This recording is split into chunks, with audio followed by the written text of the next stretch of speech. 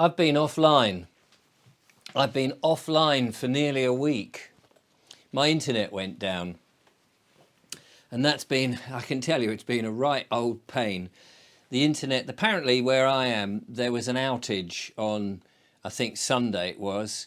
And by lunchtime, Sunday, the internet went off and it came back on about 6 o'clock for a couple of hours and then went off again. And it's very frustrating. I'd had somebody over, I think it was Chris Brooks, who'd come over. We'd had a lovely time. We recorded something in the studio and I realised, oh, I can't get that online immediately. So we popped out and we went down to the seafront. We had some chips. We had a nice time, actually. And then off he went. And then the internet popped up and I thought, crikey, I better get this online really quickly, which I did. It's a funny thing, isn't it? We have become so, I was going to say addicted, and I think that's true, but also we've become so used to it. I mean, I guess it's like electricity, it's like water. It's become a utility that we can't do without, and that I think is a problem for us because we've become so used to being able to get access to sending emails, to receiving emails, to looking at YouTube videos, to sending files, all sorts of stuff, you know, watching television, whatever it is that you want to do. We have become so used to this utility that the minute it's taken away, it becomes a problem. And more so, of course, for kids, I think, who are playing games. They've got their mates online and suddenly, oh, I can't connect. And during this time, it's been nearly a week now. It's been nearly a week without the connectivity. And each day I've been ringing them up saying, hey, there's a problem here. And each time the company, my ISP, my internet service provider, has come back with different stories, although the main story is that there has been this outage and that it's a big outage and all the rest. So, of course, I tried my mobile phone, which has a 4G connection, and my mobile phone, the 4G connection, I have limited data because I really very rarely use it. I'm not keen on the Wi-Fi on the phone, so I use that as a bare minimum. And I've just bought myself some new tobacco, actually, and I bought myself a new pipe, so you'll have to excuse me smoking this. And this, I haven't tried this one before. Well, I tried it once last night. It's very lovely. My new hobby, if you like. And I've smoked my pipe quite a bit in the frustration of not being able to get onto the internet, I can tell you. So I'm just going to load that up and have a little puff as I talk to you this morning. So yes, my 4G, I tried to connect that, you know, the mobile hotspot to the phone or the USB hotspot, and I was just having no joy. And I was talking to one of the engineers saying, what's happening, what's going on? And he said, you know, have you tried other backup systems? And I said, well, I've been using my 4G, but it's just not, I'm just not really getting very far because I can barely get any speed at all. Can't even log on and get my emails. And he said, and I don't know if this is true, he said, well, it may well be that because so many people are in the same position as you, they're all on the 4G now and using that as their primary internet source. And as a result, of course, it's an unexpected load on the 4G transmitters, and therefore it slowed everything down, which it doesn't help, it really doesn't. So, you know, one day you can get over it, and I've been reading books and various things, but after a while, the frustration and the anger and the pacing up and down and the impotent feeling of not being able to connect properly, other than WhatsApp messages on my phone, which is pretty much all I've been able to do. After 3 days, something strange happens. something weird takes over you. You start, well, certainly for me, and maybe this is true for you if you've been in the same situation. I'm frustrated by not being able to get online because I have my videos that I record and I upload. I have the comments, which I do read, some of them. There's so many, I can't read them all, obviously. And then there's the emails, of which there are plenty of those. And I apologise if you have emailed me recently and you've not heard anything. Not only am I generally and genuinely overwhelmed by them on the whole, but of course when the internet is down after several days, it's just hundreds and hundreds come in, and you just really can't get connected to them. You can't answer them, and people get frustrated naturally. Bear with me 1 second. This tobacco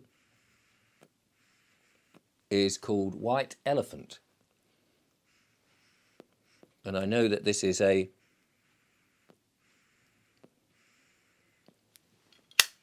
it's not an actual pipe lighter. It isn't a proper pipe lighter, but I saw it and I just love the design. You can't really see it from back there, but it's this sort of oldie-woldy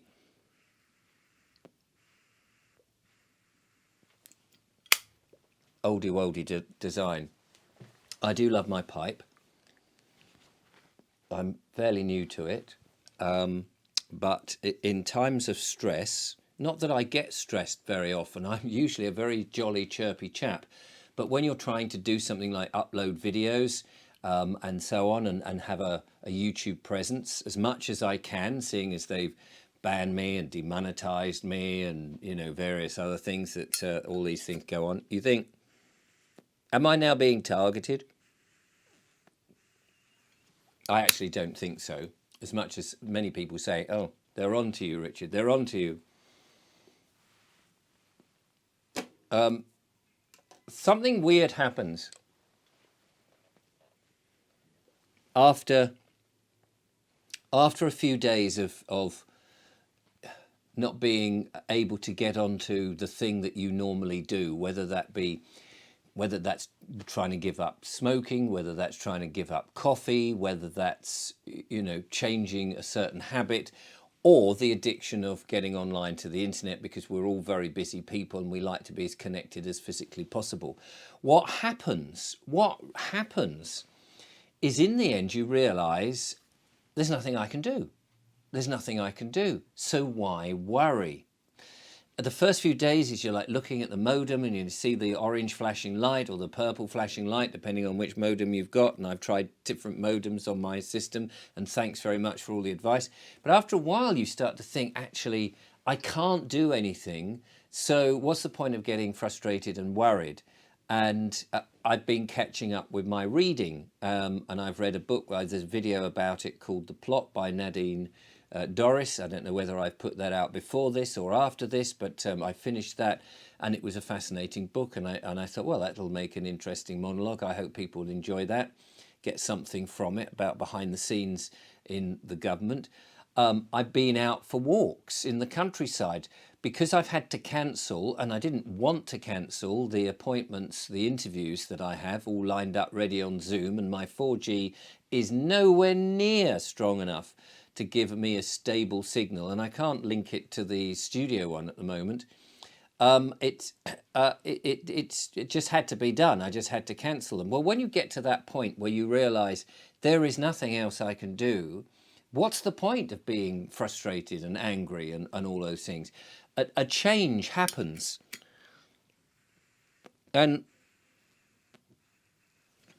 I found myself becoming more mellow, more relaxed, more in tune with myself. I would sit and do more meditation. I would smoke my pipe. I would have, you know, nice cups of tea, different types of tea, and I would just take it easy. And I suddenly thought to myself, you know, actually, in many ways, you could just walk away from all this stress by not having the internet and not having that connectivity. Now, if I had a garden, I don't have a garden as such. I have a little yard which is full of logs for my wood-burning stove, which you can't quite see on the camera today. It's north facing anyway, and so therefore not a lot would grow, and I can't really put very much in because logs come and go all the time, especially during the autumn and winter. But I do have the SE on all the way through, even in the summer, even in some of these hot days that we've had, and because I don't use gas or electricity to cook with, and it heats my water and so on. So I still have to light it anyway. But I've become a lot more mellow and a lot more relaxed. And as I say, been out over the South Downs and into the woods on some of the hot days with my partner, the lovely Julia. And I've been reading, relaxing. I've been doing some reading on some of the legal stuff. People have sent me PDFs. And although I don't normally like to spend that much time looking at a screen, I can still access those on the computer or the laptop. So I've spent some time doing research and sort of recharging my batteries in a way. Some people have said, "Oh, Richard, you look tired. You need a break. You need a holiday." If I knew the internet was going to be off for 4 or 5 days, as it now seems it's likely to have been in total, I would have gone away to an Airbnb, taken the lovely Julia and the kids and her kids, and we could have done something.